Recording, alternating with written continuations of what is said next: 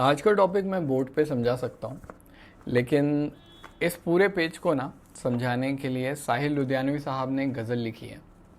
अगर हमें वो गज़ल समझ में आ जाए, और धोनी भाई ने अभी थोड़े दिन पहले उसमें से कुछ हिस्सा पढ़ा था, लेकिन मुझे ऐसा लगता है कि गारंटी है बल्कि कि बहुत सारे लोगों को ये पूरी गज़ल पता नहीं होगी। और इसे मैं पेश नहीं करूँगा जैसे हम अक्सर यूट्यूब के लिए पेश करते हैं ना जल्दी जल्दी। मैं इसे इसका पूरा टाइम दूंगा और होपफुली ये आपके दिलो दिमाग में भी उतनी उतरेंगी जिस हिसाब से इसे लिखा गया है। मैं पल दो पल का शायर हूँ, पल दो पल मेरी कहानी है, पल दो पल मेरी हस्ती है, पल दो पल मेरी जवानी है। मुझसे पहले कितने शायर आए और आकर चले गए, कुछ आहें भरकर लौट गए, कुछ नगमे गाकर चले गए। वो भी एक पल का किस्सा थे, मैं भी एक पल का किस्सा हूँ। कल तुमसे जुदा हो जाऊँगा जो आज तुम्हारा हिस्सा हूँ। पल दो पल मैंने कुछ कह पाया, इतनी ही सआदत काफ़ी है।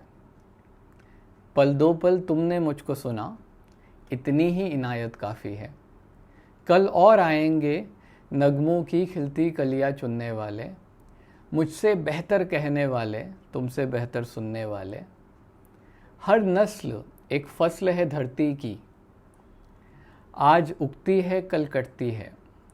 जीवन वो महंगी मुद्रा है जो कतरा कतरा बढ़ती है। सागर से उभरी लहर हूँ मैं, सागर में फिर खो जाऊंगा। मिट्टी की रूह का सपना हूँ, मिट्टी में फिर सो जाऊंगा। कल कोई मुझको याद करे, क्यों कोई मुझको याद करे। मसरूफ़ ज़माना मेरे लिए क्यों वक्त अपना बर्बाद करे। अब ये भाई साहब ने मार्कस एरेलियस ने मेडिटेशन में कहा है कि ये जो दुनिया है ना, ये हमेशा ख़ुद को बहुत ज़्यादा इम्पोर्टेंट समझती आई है।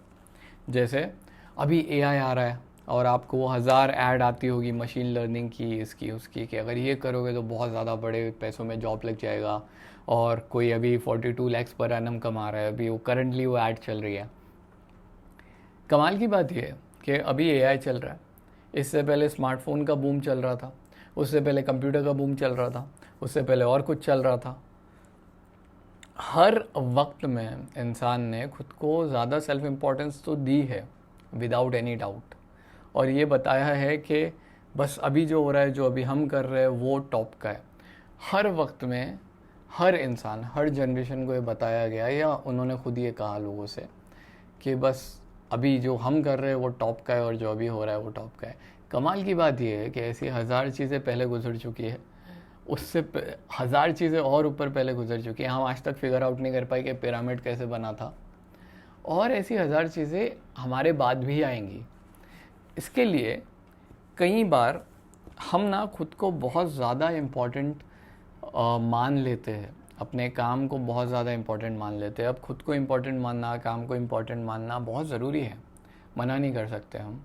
लेकिन कई बार ना हम उससे ईगो में पड़ जाते हैं, या तो फिर चीज़ों को कुछ ज़्यादा ही पर्सनल लेते हैं, जिससे जितना ज़्यादा पर्सनल उन्हें लेने की ज़रूरत नहीं है।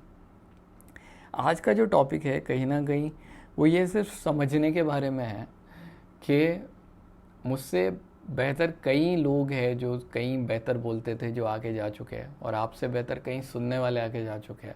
और हमारी ज़िंदगी में हमारे क्लाइंट्स के साथ, हमारे प्रोजेक्ट्स के साथ, हमारी हर चीज़ के साथ, और जब तक हमें ये याद रहे कि हम सिर्फ एक हिस्सा है वक्त में, ख़त्म हो जाएंगे, और फिर और लोग आएंगे, फिर और चीज़ें होगी, और फिर वो रिपीट होगा।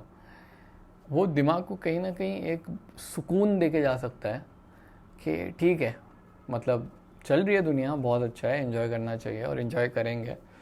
लेकिन जहाँ पे वो जो ईगो आता है ना हम में कि बस हम हैं, वो ना आए तो आई बिलीव दिमाग सुकून में रह सकता है। And I believe that is more than enough.